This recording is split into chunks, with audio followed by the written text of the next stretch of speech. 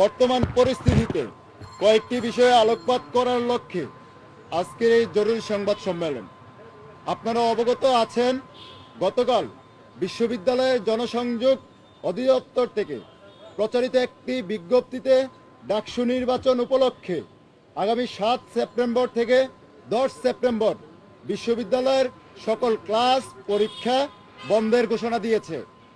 আমরা এর আগেও সংবাদ সম্মেলনে বলেছিলাম, নির্বাচনকে উৎসবমুখর করার জন্য একটি নির্দিষ্ট সময় বিশ্ববিদ্যালয়ের সকল ধরনের পরীক্ষা বন্ধ রাখা যেতে পারে।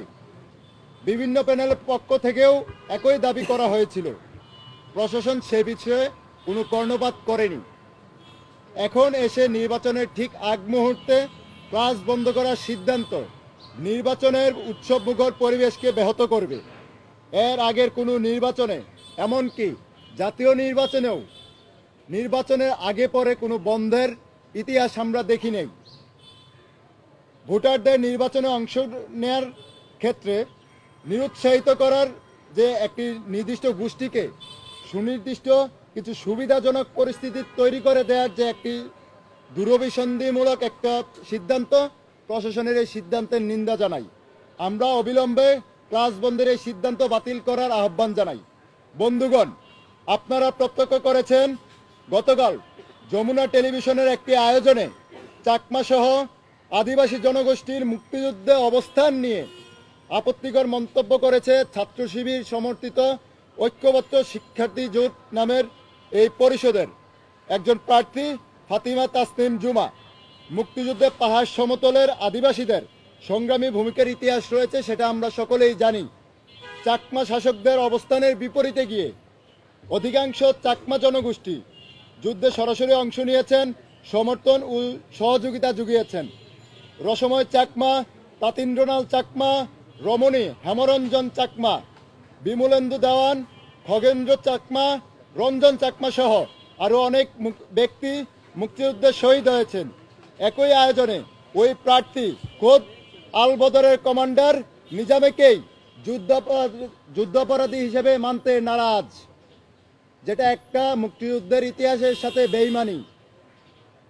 আমরা মনে করি তার এই বক্তব্য ঐতিহাসিকভাবে গণহত্যার সহযোগী এবং এই সংগঠনের গণবিরোধী চরিত্রেরই একটি ধারাবাহিকতা। কিছুদিন আগে এই সংগঠনের পক্ষ থেকে টিএসসিতে আত্মস্বীকৃত রাজাকারদের ছবি প্রদর্শন করার ধৃষ্টতা দেখিয়েছে।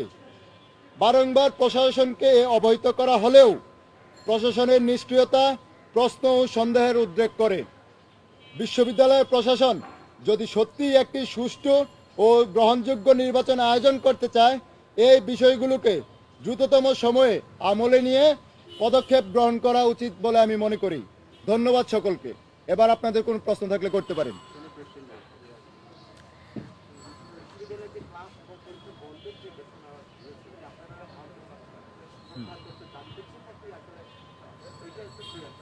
দেখেন, বাংলাদেশের জাতীয় নির্বাচন বলেন আর ডাকসু নির্বাচনের ইতিহাস বলেন, কোনো জায়গায় আজ পর্যন্ত নির্বাচনের আগের দিন এবং পরের দিনের যে ক্লাস বন্ধ রাখার যে বিষয়টি, সেটি কিন্তু আজ পর্যন্ত কোনো নজির নাই।